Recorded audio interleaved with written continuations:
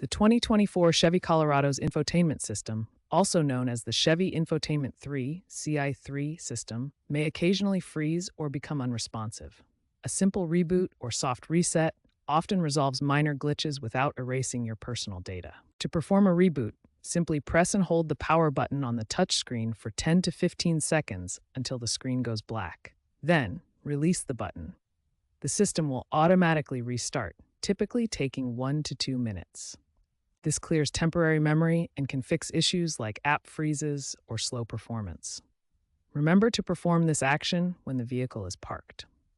If a reboot doesn't fix persistent issues like severe freezes or software conflicts, a factory reset or hard reset might be necessary. This restores the infotainment system to its original factory settings, erasing all personal data such as saved Wi-Fi passwords and app preferences. To perform a factory reset, navigate to Settings, System, Reset Options, Factory Reset on the touchscreen. You may need to enter a PIN for confirmation. The process can take 5 to 10 minutes. Use this method as a last resort and only after backing up any important data.